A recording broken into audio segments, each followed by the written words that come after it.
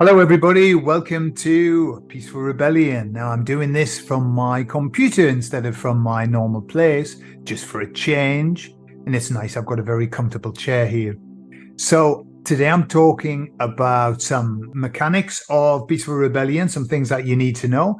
And then I'm going to talk about this turn to God that's happening. What on earth is going on? I'll tell you all about it on the other side.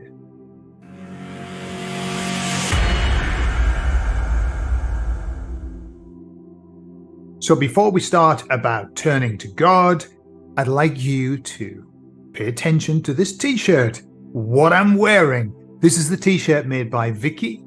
I've got a white one and she made me a grey one with red writing, Peaceful Rebellion. If you're interested in getting a t-shirt, nice to walk around the supermarket with a t-shirt on. It might spark a conversation or not, but you'll feel better about it. Anyway, I'll put Vicky's email and you can talk directly to her about the possibility of getting a t-shirt, okay? And the other important thing for you to know is that in November on the 11th and 12th, which is a Saturday and a Sunday, I'm running the next course, which is self-forgiveness. Ever so important. I really believe it's where we need to be now so that we can move forward. We need to be able to forgive ourselves, okay? If you're interested in joining the course, it's a donation-only course, okay? So for those who can afford it, beautiful if you can give something. And for those who can't, come and join us anyway, because this is for everybody.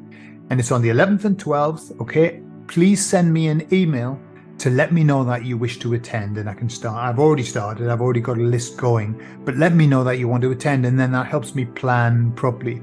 Because if there are no people from Australia, then I will do an afternoon course. But if there are people from Australia and down under, then I'll do a morning course as well. And we'll do it twice in the same day. Okay, so let me know, email me. So what about this return to God that's going on? What I mean by that is I listened to a video by Carl. Do you remember Carl? Do you know Carl?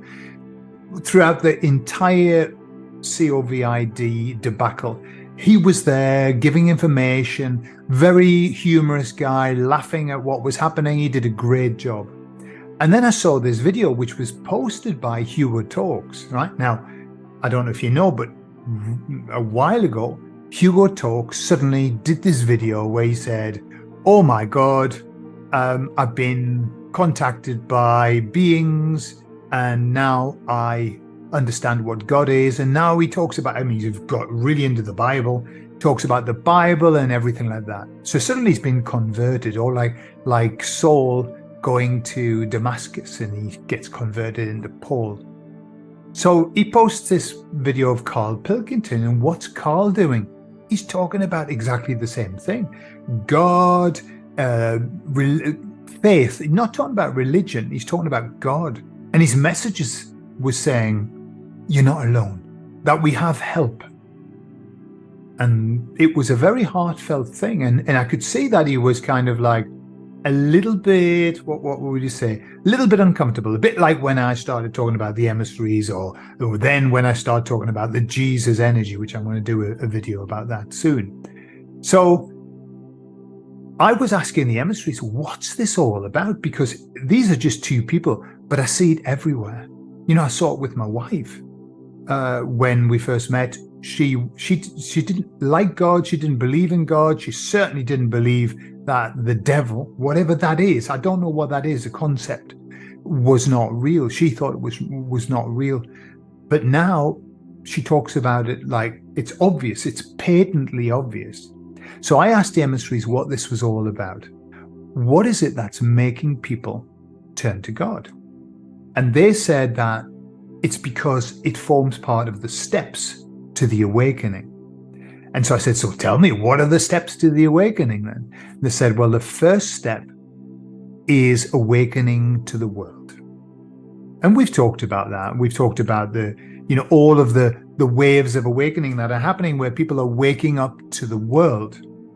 Then they said the next step is where you wake up to yourself. Okay.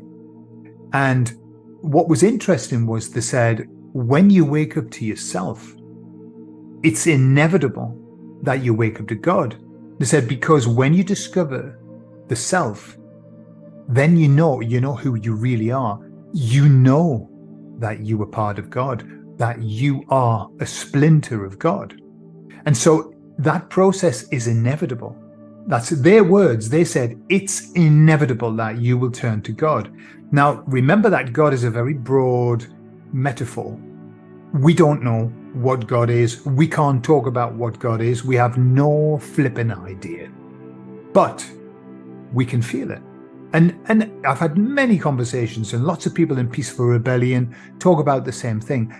But then the emissaries went on to describe the process of what waking up to God is and how we can see it. And when they described it, I thought, wow, I can see this everywhere in so many people and in myself as well. So that process is like this. They said, what happens is when you awaken to self and then awaken to God, you must go inside. You see, awakening to yourself is an internal journey. So you go inside. So they're saying you go inside. And then what happens is this. You go into a period of contemplation, a period of almost silence.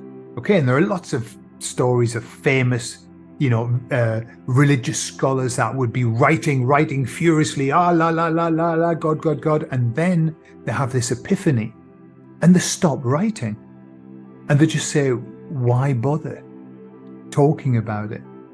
These are just wasted words. And the same story of Buddha, once he received enlightening, he kind of stopped talking about it. So the emissaries were saying that we go on the inside and we become contemplative. And you can see this when people wake up to the world, they become very angry and they shout a lot. And they are constantly talking about all of the bad things that are going on. Yeah. And we've all been there. We've all been there. They go to the protests and they've got their banners and it's all about people need to hear this message. We need to tell them. I'm going to tell them. And, some of the things that we tell people are really tough for them to hear. Okay. But the next step, once we go inside, is we stop. We stop being angry. And it's almost like we go on pause because we've got this tremendous work that we've got to do on the inside. And we go on pause. And so I've seen this. I'll give you an example. We've got a good friend called Anna. And Anna, at the beginning, she was very, very, like all of us, angry. We went to all the protests together and it was all yes and this and look what they're doing and this is terrible and everything. And then she said, you know what? I'm going to stop. I'm going to stop doing, looking at all of these things. I'm going to stop going down the rabbit holes.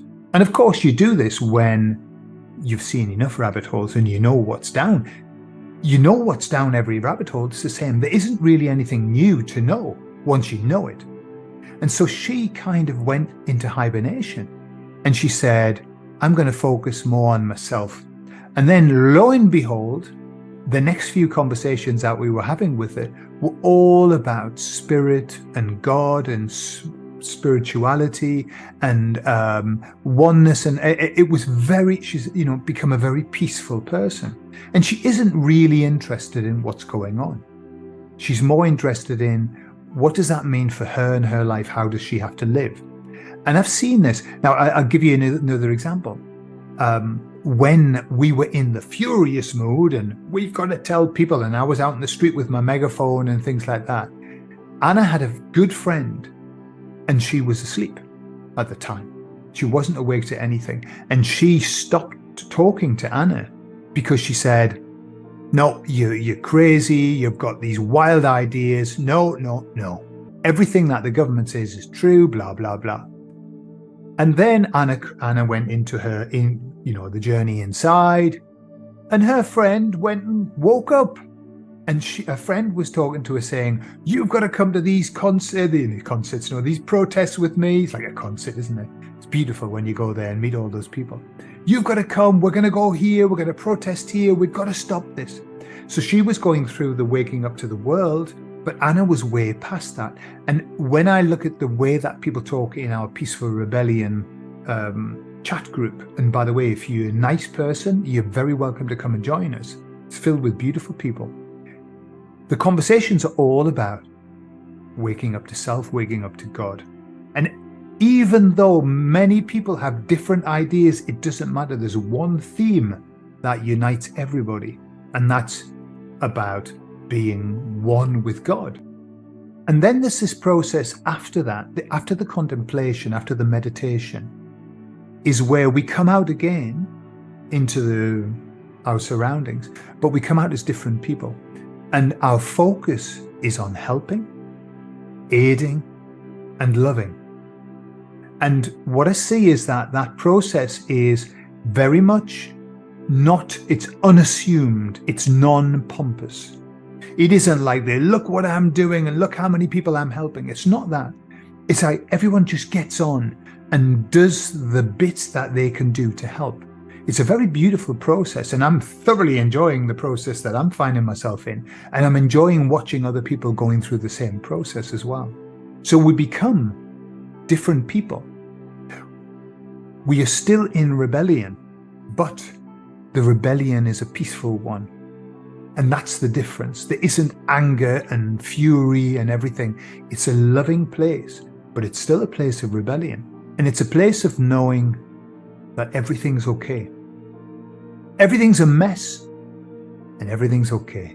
And we stop majoring in minors and shuffling papers and talking about info. And we realize that all of the rest is just confetti, it's stuffing. It's meaningless in the scheme of things. The most important thing is our connection with this higher power, our connection with love, with God, whatever you want to call it. And so that's the process. Where do you see yourself in the process? Are you in the contemplative stage? Maybe you are, and maybe that's why you'll not be watching this video. Maybe you're in the angry stage, and that's okay, and that's a great place to be. We need those people. We need those people who are going to shout and run with pitchforks down the street. But we also need the people who are coming out of the contemplation and actually stepping into their own power and understanding that we have tremendous help, which I'm going to talk about in another video. Yeah. So there you are. What do you think of that process? Where do you see yourself in that? Put it in the comments. Let me know. And that's all I've got to say at the moment. I love you all, and I'll talk to you soon.